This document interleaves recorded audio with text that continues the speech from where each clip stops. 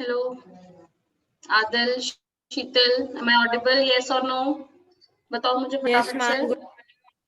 All right please अपने नाम change करो। Redmi, Realme, C3 and SW5T जो भी नाम है, please kindly change your names, otherwise it will be difficult for me to call you guys by your name. So please अपने नाम change करो सब लोग। चलो मुझे फटाफट से बताओ, लास्ट क्लास में कहाँ तक किया था हमने? बताओ शीतल, वर्षा, क्या शुरू करना है हमें आज? We were doing this chapter biomolecules since last few classes. अभी हमें जो टॉपिक शुरू करना है, आज नया टॉपिक शुरू करना है, that is एंजाइम्स के बारे में हमें पढ़ना है। This is a important topic और काफी क्वेश्चंस यहाँ से पूछे जाते हैं। एंड इम्पोर्टेंट टॉपिक क्यों है ये? बिकॉज डेफिनेटली हम एंजाइम्स के बारे में बहुत सारे चैप्टर्स में हैं, ठीक है। पूरा प्लांट फिजियो, पूरा एनिमल फिजियो में we do study different kind of enzymes in their functioning. इतना सारा साइकिल पढ़ते हो प्लांट में तुम। प्लांट फिजियो में कितनी सारी केल्विन साइकिल पढ़ी है, C3 C4 साइकिल्स के बारे में हम लोग पढ़ते हैं, वहाँ पे कितने सारे एंजाइम्स, ठीक है। तो ये पर्टिकुलर टॉपिक इसलिए काफी इंपॉर्टेंट हो जाता है। अब एंजाइम्स के शुरू करने से पहले एक छोटा सा टॉपिक और है जो हम शुरू करते हैं, रिकॉल टेस्ट अभी रहने देते हैं, ठीक है। That is metabolism. कोई मुझे, हाय आदर्श, काफी लेट हो गए आज, फिर नेट नहीं चल रहा तुम्हारा? ऑल राइट, चलो मुझे ये बताओ फटाफट से, what is metabolism? Who is going to tell me? Varsha, what is metabolism? Adil, Adarsh, anyone can explain what is metabolism? बताओ मुझे फटाफट क्या होता है? बॉडी हम ज्यादा मैं बार्गेनिंग नहीं करता हूँ, मैं तो उसको एक ही chemical reactions within body, absolutely correct, बोल सकती हूँ। हाँ बोलो मैम, आंसर ही बता रही हूँ। You are थी। audible Varsha, you are audible to me. All right, ठीक है वर्षा। मेटाबॉलिज्म का मतलब क्या होता है? The sum of right Sheetal, set of reaction, the sum total, जितने भी chemical reactions आपकी बॉडी में हो रहे हैं, the sum total of all the chemical reaction, chemical and physical reaction is called as metabolism, ठीक है। Respiration is a reaction, digestion में कितने सारे रिएक्शंस के बारे में आप लोग पढ़ते हैं, ठीक है। तो total, sum total of all the reaction which are happening inside your body, उसको हम क्या बोलते हैं? मेटाबॉलिज्म बोलते हैं। Sum total of all the chemical reactions, okay? और जब हम बात करते हैं मेटाबॉलिज्म की, so see all the living organisms contain biomolecules, बिल्कुल सही बात है, which are present in certain concentration। और वो कौन सा कॉन्सेंट्रेशन है? मोल्स पर सेल या मोल्स पर लीटर में हम लोग कैलकुलेट करते हैं उस कॉन्सेंट्रेशन को, ठीक है। अब क्या बात आती है यहाँ पे, हमें मेटाबॉलिज्म के टाइप्स की हम बात करते हैं। उससे पहले बिल्कुल एनसीईआरटी, इसमें कुछ भी ज्यादा एक्स्ट्रा आपसे नहीं पूछा जाता है, जितना एनसीईआरटी में this particular topic is sufficient, ठीक है। बहुत कम ऐसे टॉपिक्स होते हैं जिनमें बाहर का नहीं आता है, this is one of them. So biomolecules have a turnover, what is that? Which means कि वो कॉन्स्टेंटली चेंज होते रहते हैं। जैसे हमारी बॉडी में क्या होता है, हम क्या बोल रहे हैं? Metabolism, right? We are discussing about the metabolism here. It means chemical reaction. अब chemical reaction किसका होगा? Why are we studying metabolism in this particular chapter? Because हमने बहुत सारे biomolecules के बारे में अभी तक बात की है। तो सारे के सारे biomolecules, for example अगर मैं respiration की बात करूँ, तो respiration में क्या होता है? ग्लूकोज स्प्लिट होता है into CO2, water, energy, yes or no? ठीक है। इसका रिवर्स रिएक्शन भी होता है। इसका रिवर्स रिएक्शन क्या होता है? प्लांट्स में होता है, दैट इज फोटोसिंथेसिस, जिसमें ग्लूकोज का प्रोडक्शन होता है, राइट? बिल्कुल सही बात है। तो एक तरफ ग्लूकोज स्प्लिट हो रहा है, दूसरी तरफ ग्लूकोज बन भी रहा है, तो वो इंटरचेंज होते रहते हैं सारे के सारे बायोमोलिक्यूल्स। तुम जो खाना खाते हो उसमें प्रोटीन होता है, प्रोटीन। अब प्रोटीन को हम लोग क्या करते हैं? हम डाइजेस्ट करते हैं प्रोटीन को, राइट? हम प्रोटीन को डाइजेस्ट करके अमीनो एसिड में ब्रेक करते हैं, amino acid 1, amino acid 2, amino acid 3, मतलब जिस भी एक्सेट्रा, जिस भी अमीनो एसिड से वो प्रोटीन बना है। एंड देन लेटर ऑन उन अमीनो एसिड को तुम्हारी बॉडी यूज करती है और क्या बना लेती है? कोई दूसरा प्रोटीन बना लेती है, प्रोटीन 2। ये प्रोटीन 1 था, तो प्रोटीन से हमने अमीनो एसिड निकाले by the process of digestion, और अमीनो एसिड को So प्रोटीन का हम प्रोटीन्स को स्प्लिट करके अमीनो एसिड बनाते हैं, उन अमीनो एसिड से हम वहां से प्रोटीन बना लेते हैं। तो ये सारा इंटरचेंजेबल रिएक्शंस होते रहते हैं, वही चीजें यहाँ पे बोल रहा है। पूरी एनसीईआरटी की लाइन है जो यहाँ पे एक्सप्लेन की है कि biomolecules have a turnover which means that they are constantly being changed into the some other biomolecules and also made from some other biomolecules. ठीक है, चेंज भी होते रहते हैं और बनते भी रहते हैं। क्या इतनी ये लाइन सबको समझ में आई? यस और no? If yes give me a quick thumbs up everyone. Adarsh, Bheem, Nikita, Redmi, तुमने अभी तक नाम चेंज नहीं किया। Alright Sheetal, great. ठीक है, तो मेटाबॉलिज्म तुम बहुत अच्छे से जानते हैं। कोई मुझे टाइप्स भी बता सकता है? What are the major two type of metabolism? Anyone? Primary, secondary.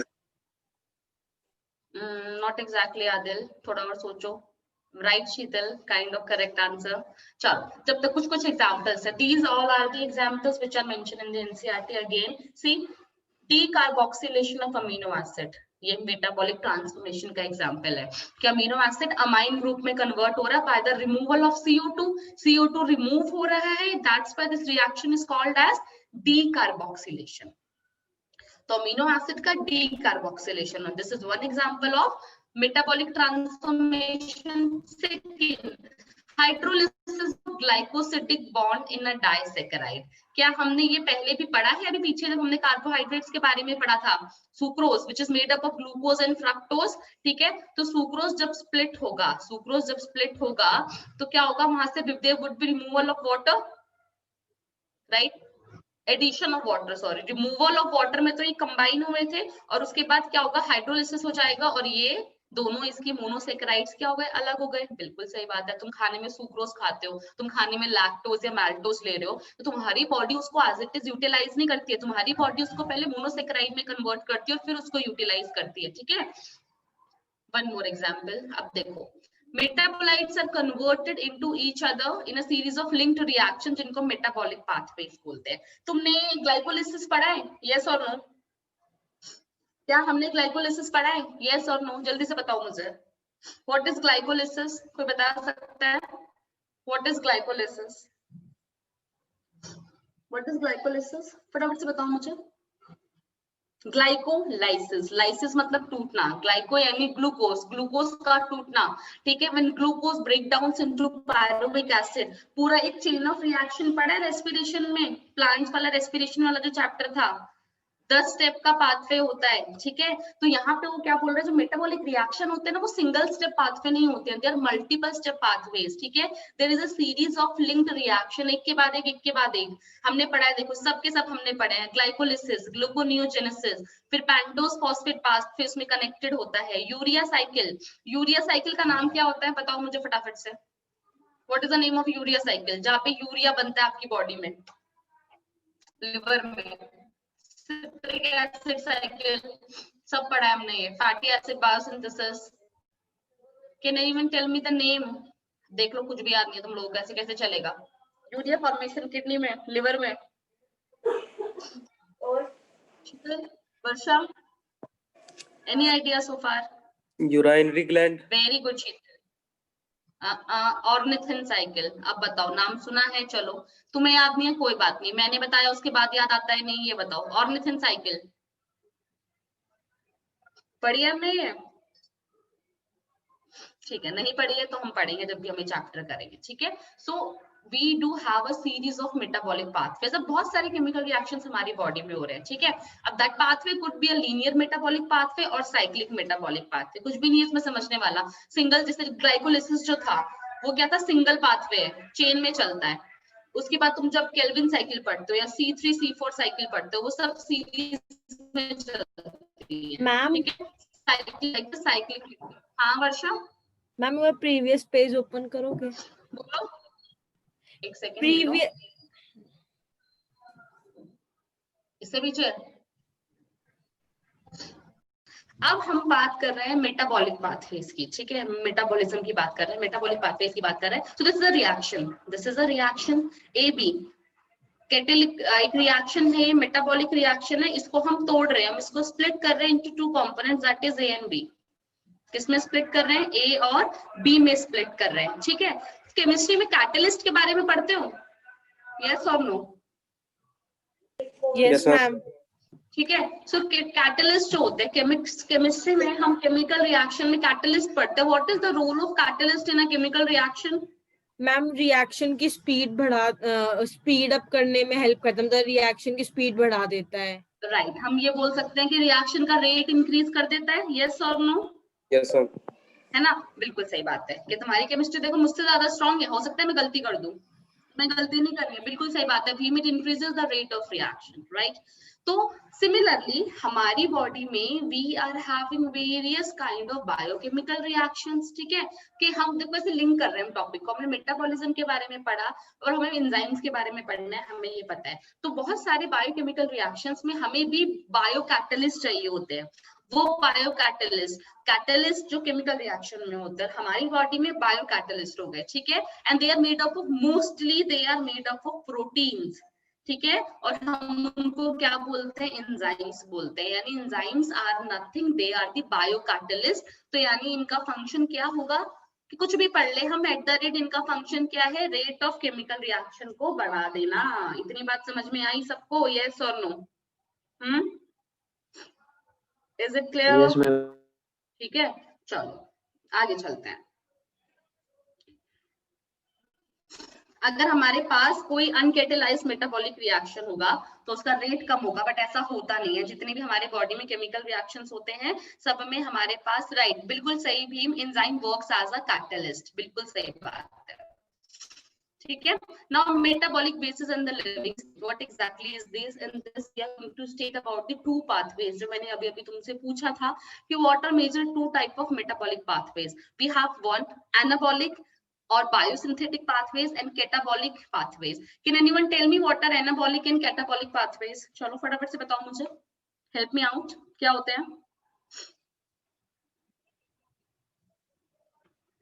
बताओ बताओ, any idea? Just try to remember. Beam, any idea बच्चे? What is anabolic and what is catabolic pathway? Anabolic, ठीक है, शीतल give me an answer. उल्टा नहीं हो गया शीतल? उल्टा हो गया शीतल। मैम हाँ बोलो वर्षा। मैम जब एनाबॉलिक जब छोटे छोटे मॉलिक्यूल्स को वो करता है कंबाइन, लाइक कंस्ट्रक्टिव टाइप का, और कैटाबॉलिक जब ब्रेक डाउन होते हैं बड़े मॉलिक्यूल स्मॉलर में। ऑलराइट, ठीक है। देखो कैटा यानी कटना, स्प्लिट होना, सिंपल ऐसे याद रखो इसको। तो केटा पाथवेज जो होते हैं वहां पे स्प्लिट हो रहा है कोई भी सब्सटेंस। जैसे हमने रेस्पिरेशन के बारे में बात की है अभी कि ग्लूकोज वहां पे स्प्लिट होता है, ठीक है, वैसे रेस्पिरेशन इज एम्फीबॉलिक पाथवे, ठीक है, but that particular reaction, that single reaction which glucose is breaking down into the CO2H2O, that is a kind of catabolic pathway because वहां पे स्प्लिट हो रहा है। एनाबॉलिक यानी biosynthetic, biosynthetic means when there is formation of substances, तो उसको हम क्या बोलते हैं? Catabolic pathway, sorry anabolic pathway, ठीक है। तो जहां पे डिग्रेडेशन हो रहा है, ठीक है, जहां पे भी डिग्रेडेशन हो रहा है या ब्रेक डाउन हो रहा है, सो दैट इज कैटाबॉलिक यानी कटना। So in this process there would be degradation, ठीक है, और ब्रेक डाउन। और बायोसिंथेटिक में यानी सिंथेसिस होगा और प्रोडक्शन हो रहा होगा किसी सब्सटेंस का। तो मेजर सारे रिएक्शन ऐसे ही होते हैं, या तो कुछ स्प्लिट हो रहा है या प्रोटीन अमीनो एसिड में टूट रहा है या अमीनो एसिड कंबाइन होकर प्रोटीन बना रहे हैं। तो जो बना रहे अमीनो एसिड प्रोटीन फॉर्म कर रहे हैं दैट इज एनाबॉलिक पाथवे, जो प्रोटीन स्प्लिट होके अमीनो एसिड बना रहा है अलग अलग दैट इज कैटाबॉलिक पाथवे। इतनी बात समझ में आई सबको? निकिता, भीम, क्लियर है इतना? यस और नो? Yes ma'am. निकिता, मैं audible to you? All right, great. आगे देखते हैं फिर हमारे पास क्या है। See anabolic pathway, anabolism results in formation of a complex structure, ठीक है। एनाबॉलिक में there is formation from a simple structure and it consumes energy, ठीक है। तो यानी ग्लूकोज से जब स्टार्च बनेगा, ग्लूकोज क्या है? मोनोसेकेराइड है, यस और नो? पढ़ ली हमने इतनी बात तो। And what is starch? It is a complex polysaccharide, ठीक है, स्टार्च में 2 बॉन्ड पड़े थे हमने, बता सकते हो? मुझे कुछ याद से नहीं आ रहे, कौन से 2 बॉन्ड पड़े थे हमने जिसकी वजह से सिंगल चेन भी बनाता है और ब्रांच स्ट्रक्चर भी बनाता है? तो लीनियर चेन कौन से बॉन्ड की वजह से होती है, ब्रांच चेन कौन से बॉन्ड की वजह से होती है? फटाफट से बताओ मुझे जल्दी। शीतल ने दिया है कौन सा? Okay alright, haem glycosidic, which glycosidic? Ma'am हाँ बोलो बोलो, ग्लाइकोसिडिक वर्षा कुछ एंड बोल रही थी। पेप्टाइड अच्छा। बॉन्ड। कौन सा ग्लाइकोसिड है? ग्लाइकोसिडिक, बिल्कुल सही बात है, भीम ने भी सही बताया तुमने, बट कौन से 2 टाइप के ग्लाइकोसिडिक? लीनियर कौन से ग्लाइकोसिडिक की वजह से आता है, ब्रांच कौन से? स्टार्च बनाएगा तो उसमें बॉन्ड फॉर्मेशन होगा in between these, so bond formation के लिए आपको एनर्जी देनी पड़ेगी। तो केमिस्ट्री में पढ़ते हो तुम, एंडोथर्मिक और एक्सोथर्मिक रिएक्शंस पढ़ते हो, यस और no? What are endothermic reactions? Endothermic ma'am मतलब मैम एंडोथर्मिक मतलब जो एनर्जी कंज्यूम करेगी, एक्सो जो रिलीज करेगी। एक्सो जो रिलीज करेगा, है ना? बिल्कुल सही शीतल। वर्षा, तो एनर्जी कंज्यूम करते हैं, और इसके उल्टे जो कैटाबॉलिक पाथवेज होंगे सी, उसमें क्या होगा, जो ग्लूकोज का ग्लाइकोलिसिस होता है वो लैक्टिक एसिड में कन्वर्ट हो जाता है या पायरुवेट में कन्वर्ट होता है। इन that case it releases energy, energy release because जो बॉन्ड है वो ब्रेक हो रहे हैं तो एनर्जी रिलीज करता है। ठीक है, so this is an exothermic reaction आप बोल सकते हो। तो कैटाबॉलिक पाथवे जो होता है, जो टूटने वाला कटने वाला प्रोसेस होता है, that is exothermic, and the anabolic is the endothermic. समझ में आई सबको, यस और no? If yes give me a quick thumbs up. Nikita, Sheetal, Bhim, Adil. Ma'am Adil हो यहीं पे? नहीं, मैं हाँ, तो वर्षा मैंने आपको व्हाट्सएप। बोलो वर्षा, क्या कह रही थी बच्चे? चुप हो गई बोलते बोलते।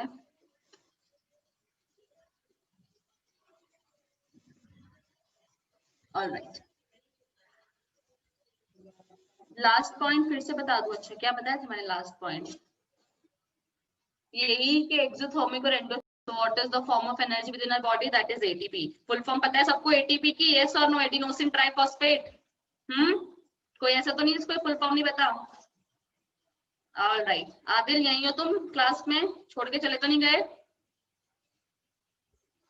यस मैम, यही है। ऑलराइट, सी अब हमने मेटाबॉलिज्म के टाइप्स की बात कर ली, ठीक है? तो अब हमें पता है जो बायोमोलिक्यूल्स होते हैं वो अलग अलग कॉन्सेंट्रेशन में प्रेजेंट होते हैं within our body, right? Metabolites बोलते हैं हम इनको बेसिकली, राइट? मेटाबोलाइट्स, ऑलराइट, कि जितने भी केमिकल कंपाउंड्स हमारी बॉडी में होते हैं उनको मेटाबोलाइट्स या बायोमोलिक्यूल्स बोलते हैं। अब अलग अलग कॉन्सेंट्रेशन होता है, जैसे कोई मुझे ग्लूकोज का कॉन्सेंट्रेशन बता सकता है? चलो यहाँ पे लिखा ही हुआ है वैसे तो, अब क्या ही बताऊं मैं तुम्हें, ठीक है? जैसे glucose in blood, we know this very well कि नॉर्मल हेल्दी इंडिविजुअल में जो ग्लूकोज का नॉर्मल लेवल होता है that is 4.2 millimole per litre to 6.1 millimole per litre. You need to learn this. क्यों? क्योंकि एनसीईआरटी में मेंशन है, तो it can be asked in your exams, ठीक है? तो हमें पता होना चाहिए ये। हार्मोन्स जो होते हैं हमें पता है जो बहुत नैनोग्राम पर मिलीलीटर में होते हैं, कोई स्पेसिफिक हार्मोन यहाँ पे मेंशन नहीं है because we have a very huge list of hormones, और वो सारे के सारे हम लोग एंडोक्रिनोलॉजी में पढ़ते हैं, ठीक है? जैसे हम हीमोग्लोबिन की बात करते हैं, कोई मुझे नॉर्मल हीमोग्लोबिन बता सकता है हमारी बॉडी में कितना होता है? हमारी लिविंग स्टेट होती है, जो मेटाबॉलिक बेसिस ऑफ लिविंग, जो लिविंग स्टेट होती है हमारी जो बॉडी है, that is a non equilibrium. हमारी बॉडी कभी इक्विलिब्रियम में नहीं होती है, हमेशा कन्वर्जन्स होते रहते हैं, ठीक है?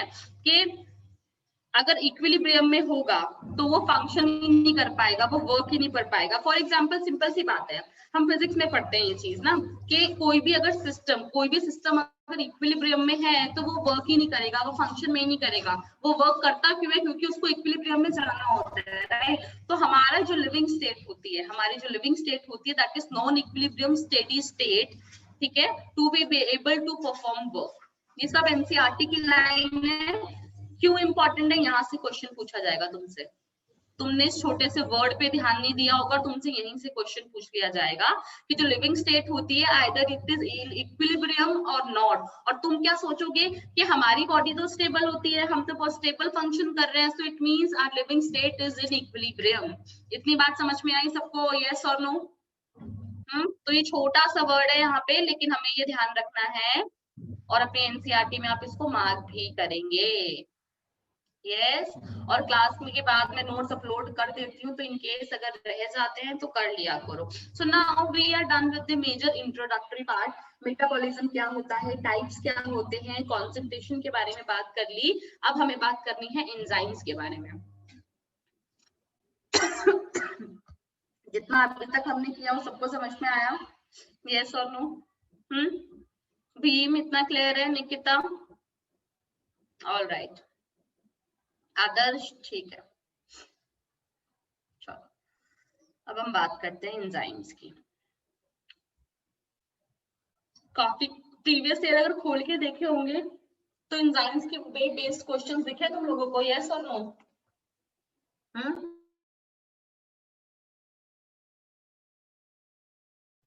यस और नो? किसने खोले प्रीवियस ईयर? शीतल, आदर्श, वर्षा? अगर प्रीवियस ईयर खोले हैं तो उसमें क्वेश्चंस लिखे होंगे एंजाइम्स पे बहुत सारे। और नहीं पता तो इसका मतलब तुम लोगों ने प्रीवियस ईयर नहीं किए हैं। ठीक है? ऑलराइट। बहुत ही सिंपल सा यहाँ पे एग्जांपल दिया हुआ है। Enzymes are the substances that helps to catalyse chemical reaction. ये हमने अभी बात कर ली। मोस्टली एंजाइम्स जो होते हैं वो प्रोटीन होते हैं। क्या होते हैं? प्रोटीन्स होते हैं। ठीक है कि जितने भी प्रोटीन हमने पढ़ा है ना, protein could be hormones, proteins could work as an enzyme because proteins building block होते हैं। ठीक है, तो ऑलमोस्ट सारे के सारे, मतलब almost, exceptions are always there. ठीक है, क्यों? क्योंकि ऐसा मानते हैं हम कि कई बार कुछ न्यूक्लिक एसिड भी एंजाइम्स की तरह काम करते हैं, तो इसलिए that's why we are using term almost all the enzymes. इन छोटे-छोटे टर्म्स पे ध्यान देना बहुत जरूरी हो जाता है। ठीक है, तो कई बार क्या होता है, कुछ न्यूक्लिक एसिड भी होते हैं जो एंजाइम्स की तरह काम करते हैं, और उनको हम बोलते हैं राइबोजाइम्स। क्या बोलते हैं? राइबोजाइम्स। ठीक है,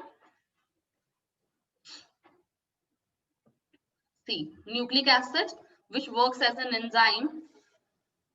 बिल्कुल सही बात है शीतल, भीम, कि all enzymes are protein but all proteins are not enzyme, because protein hormone की तरह भी तो काम कर रहा है। प्रोटीन और भी तो केमिकल रिएक्शंस आपकी बॉडी में कॉज कर रहा है। ठीक है, सी बहुत ही इजी है। हमने प्राइमरी स्ट्रक्चर के बारे में पढ़ा था, प्राइमरी, सेकेंडरी और टर्शियरी स्ट्रक्चर।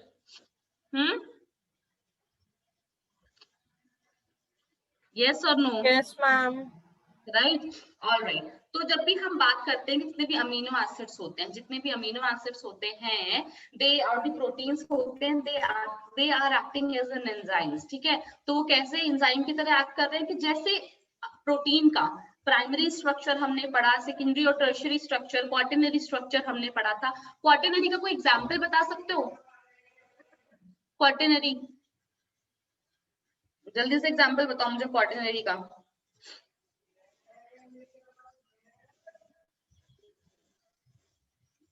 Anyone? जिसमें 4 पॉलीपेप्टाइड चेन थी, 2 अल्फा 2 बीटा। मैम अब तो हीमोग्लोबिन। बता दो, अब तो मैंने हिंट दे दिया। Haemoglobin, right. ठीक है, हीमोग्लोबिन क्वेश्चन भी दिया है मैंने, अगली क्लास में आप मुझे वैल्यू बताएंगे उसकी, अपनी नोटबुक में लिख लो।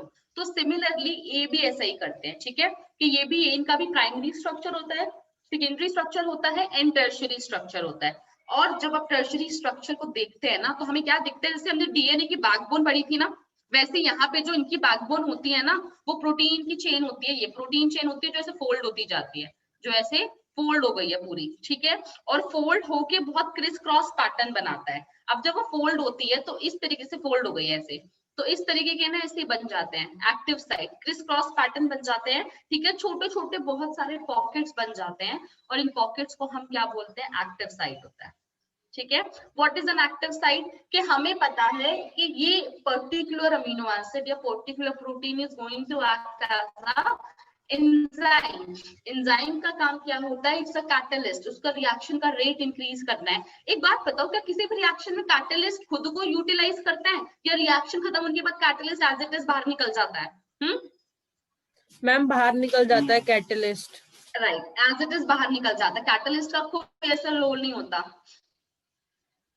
बिल्कुल सही बात है। Active site is made from backbone protein, जो बैकबोन के प्रोटीन्स होते हैं उससे एक्टिव साइट मिलती है भीम। और कैटलिस्ट का काम क्या होता है? रिएक्शन अपने आप में सबस्ट्रेट को फिट कराना, ठीक है, कि एक सबस्ट्रेट है, आपका एक रिएक्टेंट है और this is an active site of my protein. तो अगर मान लो ये ऐसा है कि ये मेरा सबस्ट्रेट है, ठीक है, और ये मेरी प्रोटीन की बैकबोन ने एक्टिव साइट बनाई है। अब ये सबस्ट्रेट यहाँ पे फिट हो जाएगा, ये सबस्ट्रेट यहाँ पे फिट हो जाएगा, ठीक है, तभी तो। और फिर फर्दर केमिकल रिएक्शन होगा और बाद में ये सब प्रोडक्ट यहाँ से निकल जाएगा और कैटलिस्ट ऐसे का ऐसा ही रह जाएगा।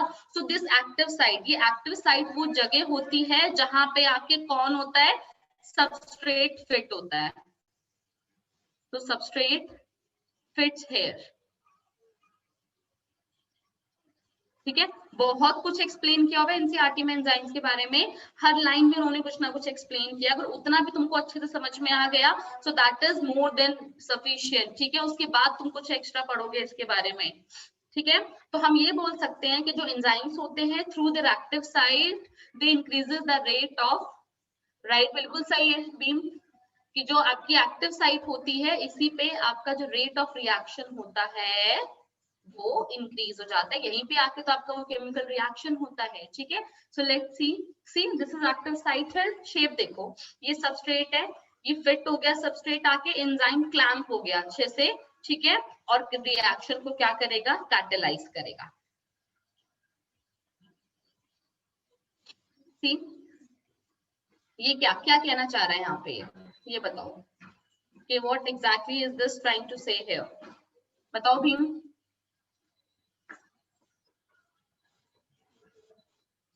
बताओ बताओ।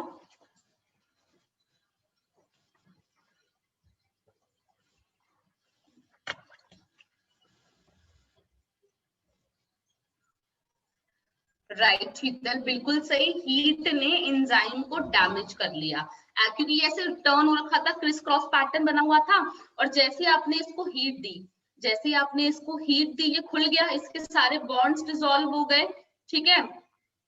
तो उस केस में क्या हुआ? एक्टिव साइट डैमेज हो गई। नहीं भीम, ये इनऑर्गेनिक नहीं है, इसलिए ये डैमेज हो गया। जो केमिस्ट्री में तुम कैटलिस्ट के बारे में पढ़ते हो वो भी कैटलिस्ट है, और तुम्हारी बॉडी में एक ऑर्गेनिक कैटलिस्ट है, ठीक है। वहां पे तुम निकल बहुत पढ़ते हैं, मतलब जितना मुझे थोड़ा थोड़ा याद आता है, हम निकल एज अ कैटलिस्ट बहुत पढ़ते हैं ना केमिस्ट्री में, कुछ केमिकल रिएक्शंस में, यस और नो? तो ये सारे इनऑर्गेनिक, तो what is the major difference, ठीक है, कि वैसे तो लगभग सेम ही है, कैटलिस्ट भी यही कर रहे हैं, वहां पे भी लॉक की पैटर्न होता है, ये भी यही काम कर रहे हैं। What is the major difference? The major difference is that जो कैटलिस्ट होते हैं, जो इनऑर्गेनिक कैटलिस्ट होते हैं, they work efficiently, they work efficiently on high temperature and pressure, ठीक है। हाई टेम्परेचर और प्रेशर पे इनऑर्गेनिक कैटलिस्ट बहुत अच्छे से फंक्शन करते हैं।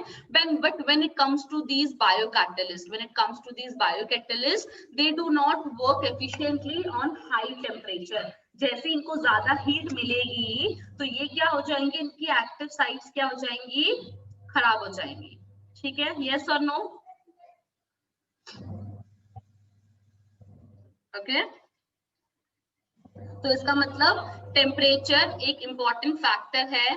बिल्कुल सही बात है।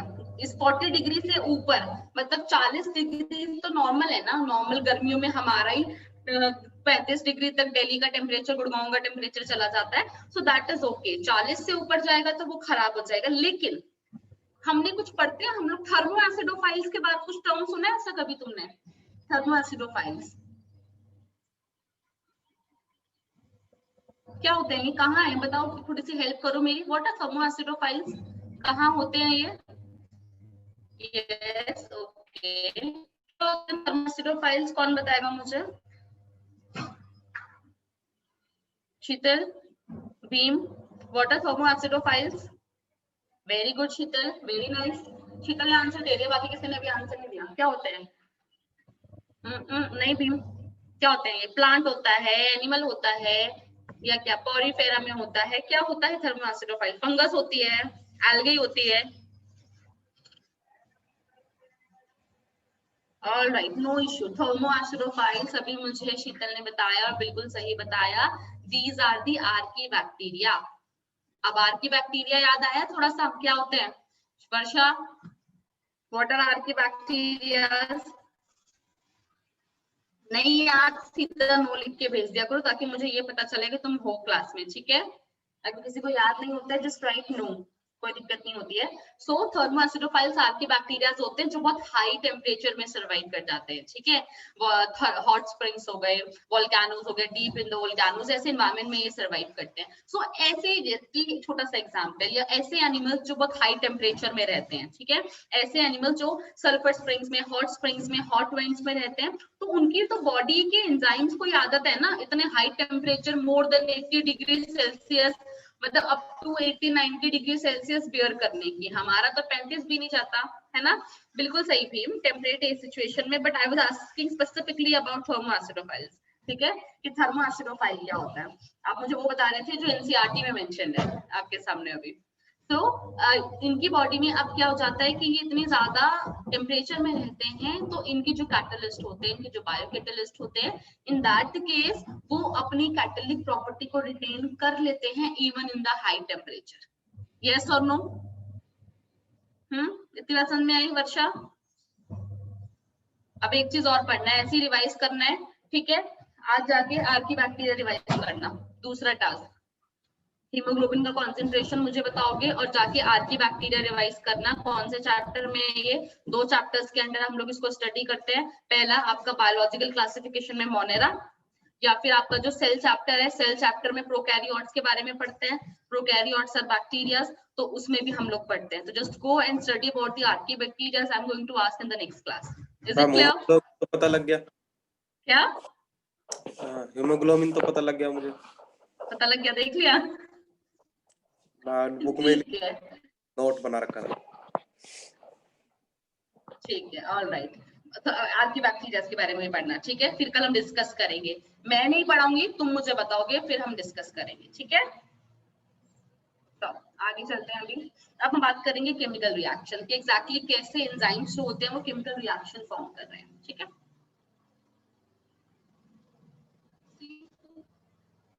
फिजिकल रिएक्शन बताइए तुमको, ये सब physical reaction, formation of ice, formation of vapour, because in any case the basic chemical substance which is present in the vapor, in the water and in the ice as well, what is that? water, ठीक है? यहाँ पे आप पानी के bonds को break नहीं कर रहे हो, आप H2O के बॉन्ड्स को ब्रेक नहीं कर रहे हो, so that's why this is a physical reaction. And what is a chemical reaction then? जब आप केमिकल बॉन्ड्स को ब्रेक करते हो between the atoms to form a new product. Very common example, ठीक है? बहुत ही कॉमन एग्जांपल है ये। OH2, what is Ba? क्या होता है Ba? क्या होता है? किसका सिंबल है Ba? Barium ma'am. Barium, right, बिल्कुल सही, ठीक है? बेरियम, बेरियम हाइड्रोक्साइड है, ये सल्फ्यूरिक एसिड के साथ रिएक्ट किया, बेरियम सल्फेट एंड वाटर बन गया।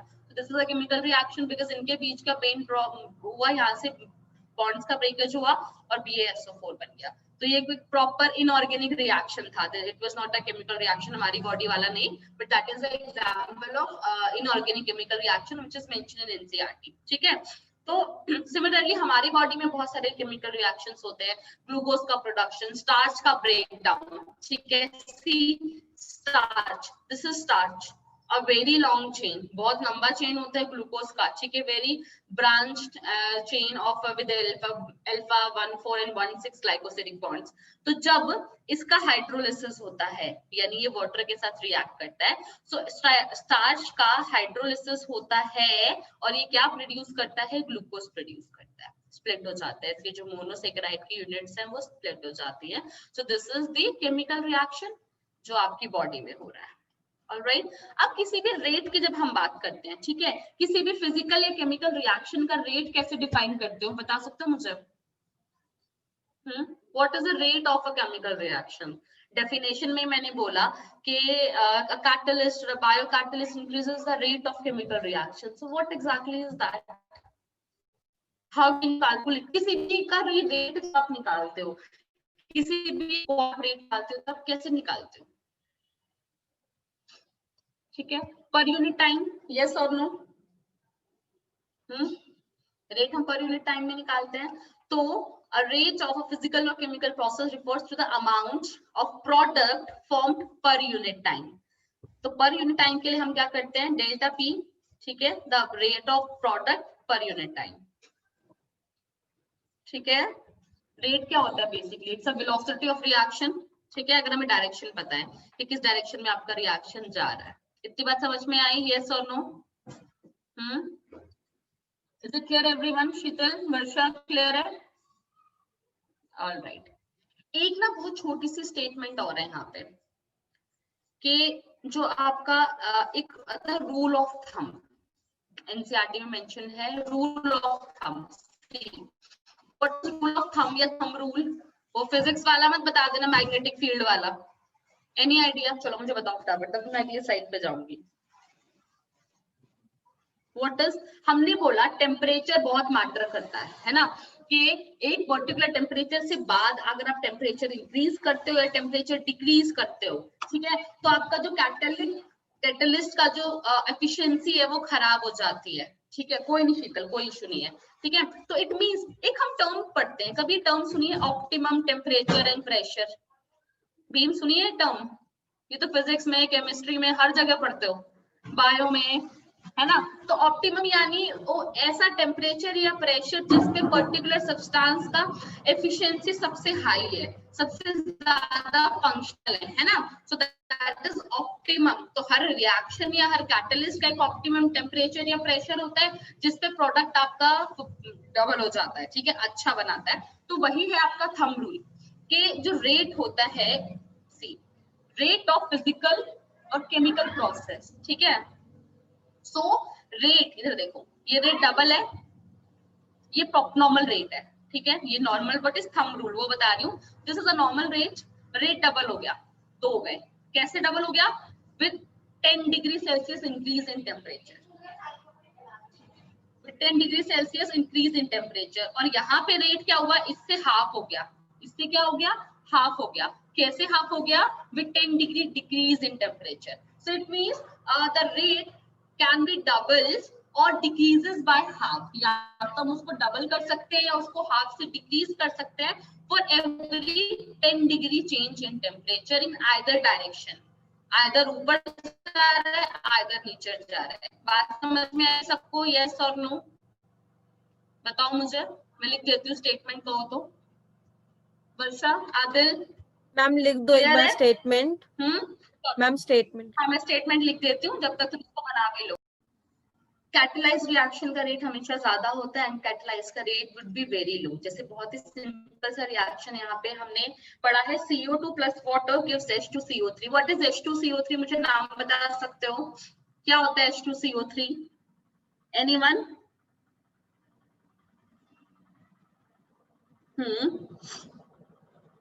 What is H2CO3? हमारी बॉडी में बहुत पढ़ते हो ma'am. CO2 transport. CO2, very good Bhim. हमारी बॉडी में जो CO2 होता है ना, वो इस फॉर्म में भी ट्रांसपोर्ट होता है. This is carbonic acid. ठीक है, H2CO3 इज कार्बोनिक एसिड. तो आपकी बॉडी में कार्बोनिक एसिड में वाटर जब CO2 के साथ रिएक्ट करता है in the presence of carbonic anhydrase. ठीक है, ये एक एग्जाम्पल हमारे पास है. So when we don't have carbonic anhydrase which is an enzyme और अ बायोकैटलिस्ट, तो in that case the rate of this reaction, the rate of formation of carbonic acid is very slow. ठीक है, बहुत slow. कितना slow? 200 molecule per hour. 200 molecule per hour. ठीक है, अब ma'am फिर लेकिन से बताना एक बार, क्या 200 मॉलिक्यूल पर आवर?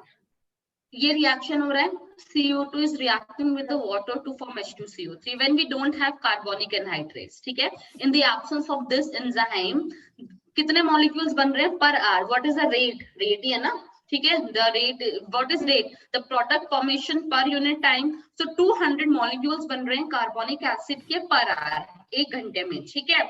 और जब आप कार्बोनिक एसिड यूज कर रहे हो, ठीक है, with the presence of this enzyme, कितने मॉलिक्यूल्स बन रहे हैं? 6 lakh molecules every second, not hour, every second. कुछ ज्यादा ही नहीं रेट बढ़ गया रिएक्शन का? यस और नो, है ना? तो इसका मतलब कितना कितना ज्यादा रेट बढ़ गया, मतलब कितना, जो वेरी गुड, ठीक है, 10 टाइम्स बढ़ गया इसका rate, 10 million times, not 10 times, ठीक है, 10 गुना नहीं बढ़ा ये, 10 गुना बढ़ता तो भी 200 मॉलिक्यूल्स पर आवर से 10 कितना हो जाता, 2000 मॉलिक्यूल्स पर आवर, पर यहाँ तो 6 लाख मॉलिक्यूल पर सेकेंड हो गया, यूनिट ही चेंज हो गई, ठीक है। तो इस रिएक्शन के रेट को इस पर्टिकुलर एंजाइम ने कितना बढ़ा दिया, right Bhim, 10 million time, increases the rate increases by 10 million times। बात समझ में आई सबको? Yes ma'am. यस और नो? वर्षा क्लियर है? ठीक है, ये तो एक रिएक्शन है, ऐसे कितने सारे रिएक्शन है, ठीक है ना। और ये बात समझ में आई सारी, जो मैंने पूरा क्लोराइड फिनोमेना यहाँ पे बताया, थोड़ा बहुत मतलब आधा ही बताया मैंने अभी, तुम्हारे लिए सस्पेंस में छोड़ा ये राइट वाला कॉर्नर पूरा, ठीक है। This is RBC I made here. Bhim, is it clear? अभी भीम गायब हो गया है। ऑलराइट, चलो, सेम वही चीज लिखी है जो मैंने अभी बताया तुमको यहाँ पे। Alright, metabolic reaction. I told you they are metabolic pathways. Why we are calling them pathways? Because there is a series of reaction. ठीक है, there is a series of reaction. बहुत सारे reaction होते हैं और हर reaction में या तो same enzyme act करता है या complex enzyme। जैसे मान लो glycolysis जो तुम पढ़ते हो, ठीक है, glycolysis में क्या होता है, splitting of glucose। तो या तो हमारे केस में ग्लूकोज किसमें कन्वर्ट होता है, पायरुविक एसिड में, पायरुवेट में, सब में ही होता है, ठीक है। अब पायरुविक एसिड फर्दर हम अलग अलग रिएक्शंस पढ़ते हैं, या तो इथेनॉल में कन्वर्ट होता है या लैक्टिक एसिड में कन्वर्ट होता है इन आवर मसल्स, ठीक है, या सीधा डायरेक्ट CO2 और वाटर और एनर्जी हमको देता है। तो ये सारा, ये वाला एक 10 स्टेप पाथवे है, ये वाला जो रिएक्शन है ग्लाइकोलिसिस में ग्लूकोज का पायरुविक एसिड में कन्वर्ट होना, this is a 10 step pathway. 10 step है इसमें, बीच में 10 स्टॉप पड़ते हैं और हर स्टॉप पे एक अलग एंजाइम काम करता है, ठीक है। और इस तरीके से पूरा आपका रिएक्शन एक कोऑर्डिनेटेड वे में हो पाता है, वही यहाँ पे इन्होंने एक्सप्लेन किया। Let's just read the sentence. A metabolic reaction is a multi-step chemical reaction when each step is catalyzed by the same complex or different enzyme. This is called as metabolic pathway। क्या इतनी बात सबको समझ में आई? Yes or no? Adal, Varsha, Bhim, Sheetal, Nikita, is it clear? Adarsh का तो कुछ नेटवर्क इशू चल रहा है आज। Yes ma'am. ऑलराइट, ठीक है। ये देखो, respiration, glycolysis, glucose, pyruvate, 10 step होते हैं, डिफरेंट एंजाइम्स काम करते हैं, यही बात मैंने यहाँ पे बोली है। ईस्ट फर्मेंटेशन होता है ना, एनारोबिक रेस्पिरेशन जो तुम पढ़ते हो, इथेनॉल बनता है, ठीक है। शुगर में फर्मेंटेशन होता है ईस्ट में और इथेनॉल बनता है, CO2 एनर्जी रिलीज होती है, that is also multi step reaction. और यहाँ पे भी अलग अलग एंजाइम्स हमारे काम करते हैं, ठीक है।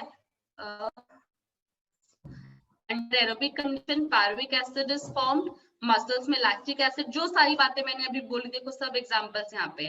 तो ग्लूकोज 3 चीजें हो रही हैं यहाँ पे, या तो हमारी ह्यूमन मसल्स में लैक्टिक एसिड बनता है, नॉर्मल जो है ये रिएक्शन होता है in the presence of oxygen, देखो, और ईस्ट में ऑक्सीजन नहीं होती है तो अल्कोहल बनता है। इतनी बात समझ में आई?